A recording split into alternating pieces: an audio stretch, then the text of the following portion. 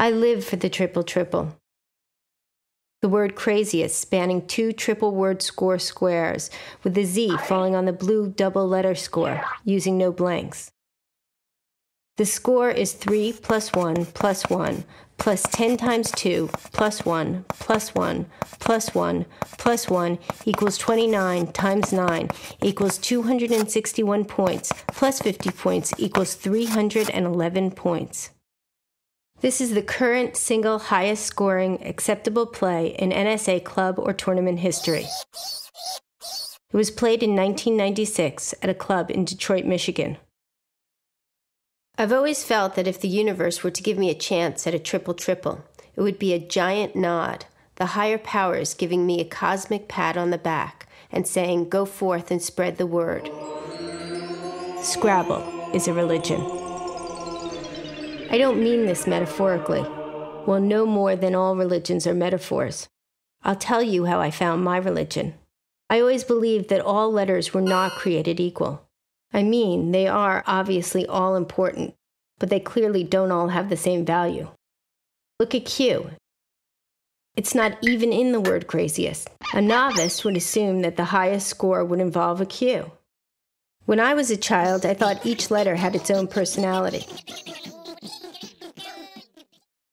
Back in 1984, I was 21, a senior at Cornell.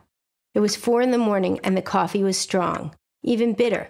But after the first cup, I liked the bitterness. The bite made me feel alive. On the radio, a bass-voiced man on some public radio talk show droned on about Jewish mysticism.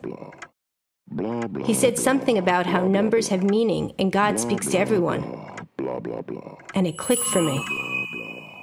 I had the first of 2, almost 3 religious moments. Scrabble is the oracle.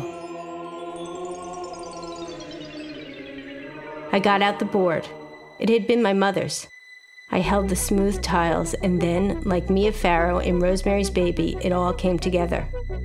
I pulled out the dictionary and laid it thump on the table. I found words that had 9 letters or less.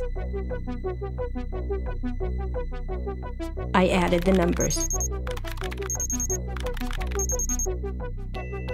I figured out the sweet 16. 16 words you can make if you have a Q, but no U. Words like Qaid, a Muslim leader, or Qanat, a system of underground tunnels, or shekel, an ancient unit of weight and money. What was the board trying to say? What did I need to know? I missed my finals. It didn't much matter. I no longer needed a degree to give my life meaning. I was the new Joan of Arc. A few days later, the second epiphany came to me. Life is a game of patterns and chance, and those who play well will win. I joined the National Scrabble Association. I tried to talk to my father, not to get his approval, but to bring him joy. After all, he is the father of a seer. That must mean he's chosen too. He thought I had a nice hobby. He was happy I was making friends. Hobby? Friends? Sometimes I think we're not even related. My mother died when I was 13. Hey, Mama, can I come home tonight? She was in the wrong place at the wrong time, a stray bullet. We never talked about it. My father checked out after that. He sent me away to a girls' boarding school. I guess I reminded him of her. I buried myself in books. I lived in words and numbers. I tried not to come home because it just made him sad, and I had found a life. Letters and numbers danced in my head. Before I'd fall asleep, my number and letter friends would act out little plays for me. They'd comfort me and make me laugh. I had no human friends. I don't think anyone even really noticed me. Why should they have?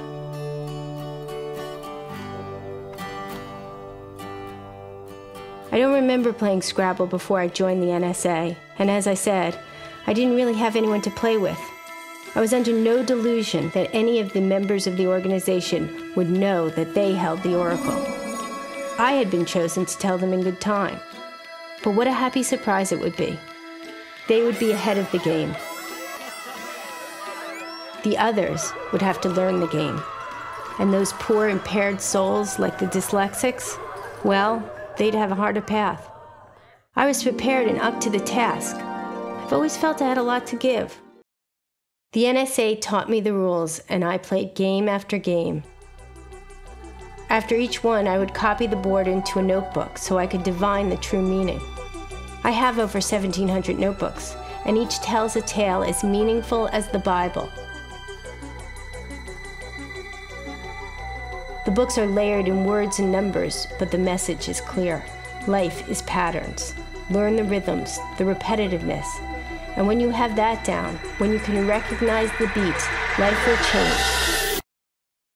It will shake you and turn you on your ear. Scrabble will give you clues to the future, but very hard clues. After I won the National, I gave a speech. I spoke like a cross between Alex Trebek and Jesse Jackson. I was inspiring and motivating, clear and instructive. I gave them just what they could hear and not too much. I told them about patterns and chance. They were on their feet. NSA players are not known for their wild behavior, so this was something. Nonetheless, I could see they weren't ready to hear that they were chosen. I was waiting for the sign, the triple, triple.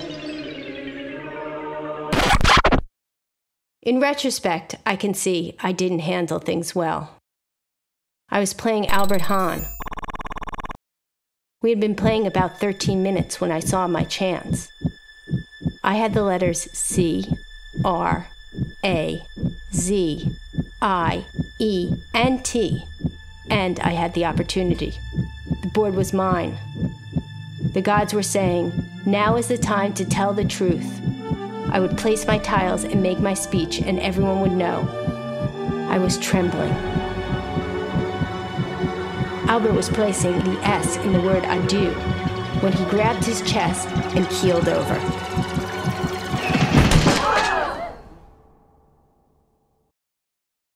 This man was 53. If his heart was so bad, he shouldn't have played. The game was called. I never laid down my tiles. Let me say at this point, I am not insane. I have an IQ of 167, and I figured this out. I'm not using, nor have I ever used drugs. I know what's going on. I know my rights. I have a permit for this gun. God speaks to me through Scrabble. Don't you see?